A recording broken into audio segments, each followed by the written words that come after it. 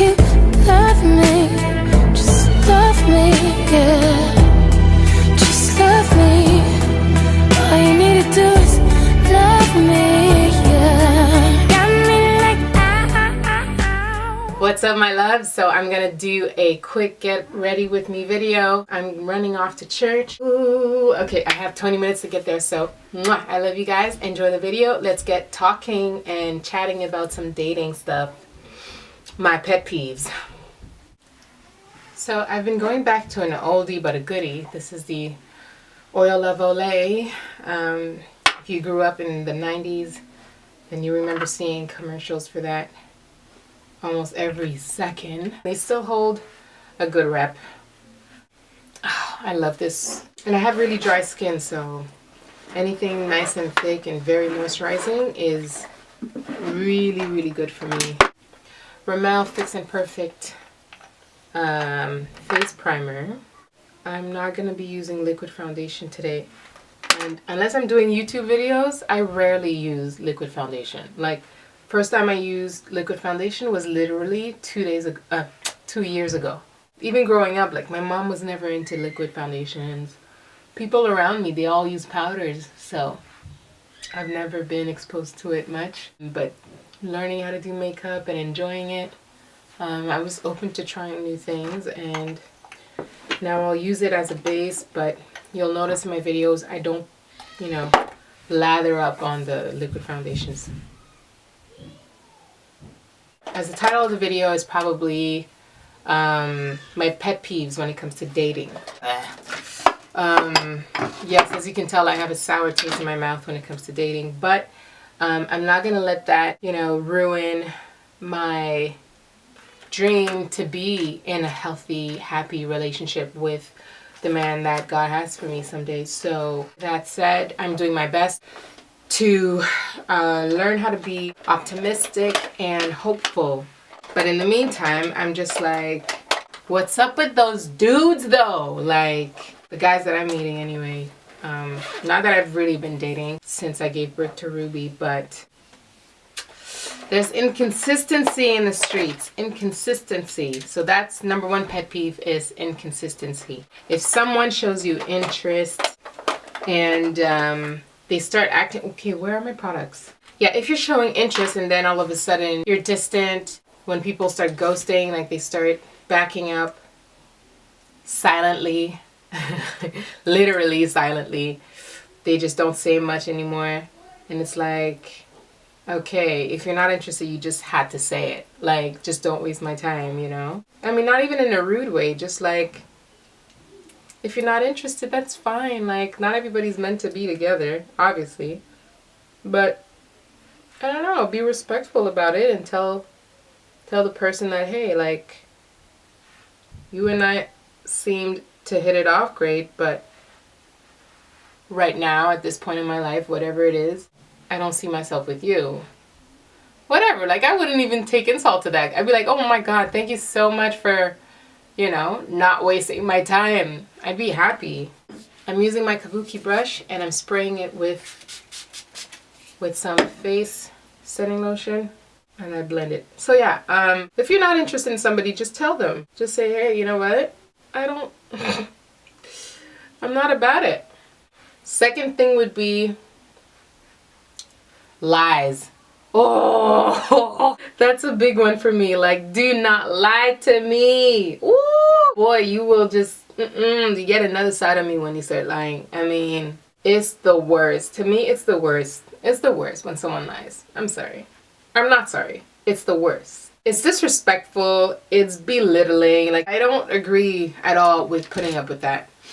If someone lies to you, then to me it just shows that they're not willing to be your best friend. They're not willing to be, you know, fully open with you and tell you everything. I want my man to be my best friend. I want to be able to tell him anything. I want him to be able to tell me everything and not feel like we'll judge each other or whatever, but at least just don't lie. Don't lie. I know I'm really looking pale right now, guys, but it's going to come together. Personally, it makes me feel as though we're not in a partnership, or you're not even willing to be. Makes more sense, right, guys? A third pet peeve would be, you know, the type of guys that like, they need to keep girls around, like friends or best friends or even exes in the picture, just because I strongly believe that it's because they have low self-esteem and they probably don't even feel like they deserve you. So they keep all these chicks around almost to like keep their ego up, you know? So they always have attention and they always feel as though they're wanted. Even though, especially me in a relationship anyway, I like give my all. You know, when I'm into a man, I mean, any of my exes could testify on this. Like, I am in it to win it when I'm with somebody. And I usually believe that they are just the one every time, you know? So for you to be like, I still want these chicks around for whatever reason, because they'll never actually be honest with you as to why they're keeping them. But I feel like it's really because they want to make sure that they always feel on top, I guess. Like, especially me, I'm a go-getter, and that could be intimidating to some men. They might feel as though, you know, they might not be up to par all the time. They might not be good enough. When I try to make them feel like they are, but there comes to a point, which is why I'm still single, it comes to a point that you're just like, you know what? I'm not here to just to live for your ego. I need my equal. I need someone who goes after his the way I'm going after mine, and who's not worried about me being more on top than him. I feel like at this point in my life it's childish. I'm 30, you guys. Like, I don't have time to, you know, be with someone who's still figuring themselves out. And I mean, don't get me wrong, like I don't know everything. I don't even know myself 100%. Like, I'm still growing and I'm still learning. But at this point in my life, I do know what I want and I'm going after it. And if you're dealing with a man who doesn't know who he is, who doesn't know what he wants, who's still figuring it out, then that can slow you down. Slowing you down not in a selfish way, but in the sense that, you know, even in a relationship, you should be looking forward to growth. You should be growing together. And in a partnership where you feel elevated and you feel as though, you know, you're moving faster together than alone. To me, that's what the purpose of relationships are in the first place.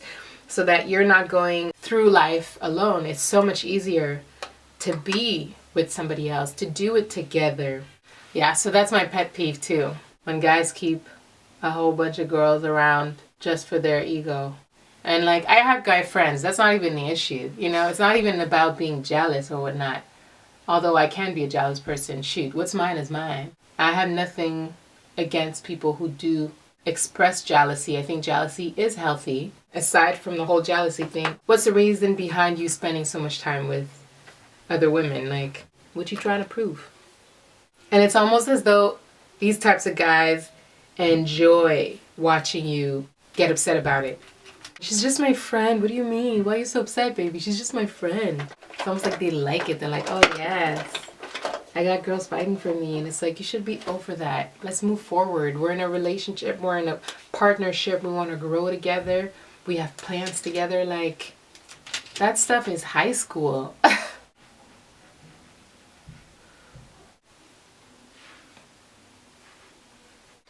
Keeping it simple. It's church, you know? It's church. I do want a bold lip. Yes, I do. I want a bold lip. So comment below, you guys. Give me your top 3 pet peeves in a relationship.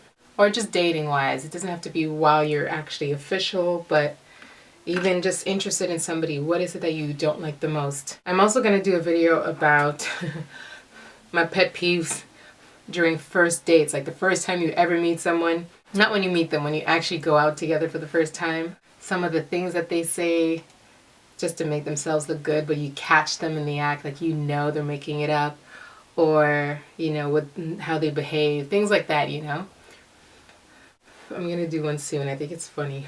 I'm going to spritz my face. Makeup Forever. This is a Mist and Fix. I keep messing this up.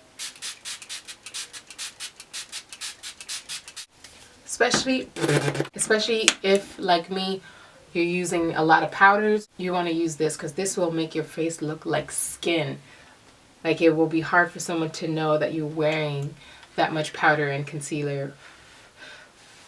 If you guys want to know exactly how I get these lashes on the easiest way possible, I will put a link right here to have a tutorial on lashes.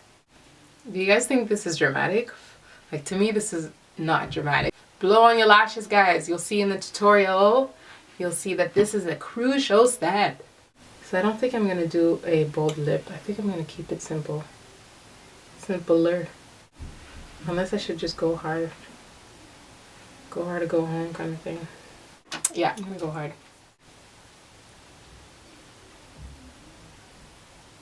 You guys, I'm loving this brown. I picked it up from Sally's. It's called Real Colors Lasting Matte Lip Cream. It's lovely.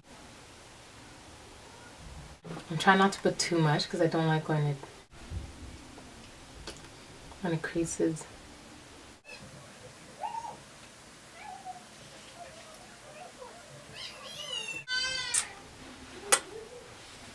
It's pretty, right? Now that is bold, all right, for Sunday morning. Hey, Glory. So let's get this hair finished.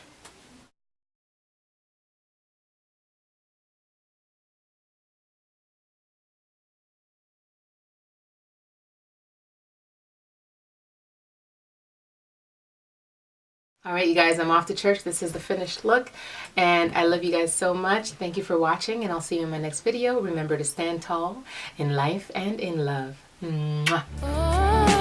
And babe, I'm fist fighting, we'll fight just to get close to you. We burn something.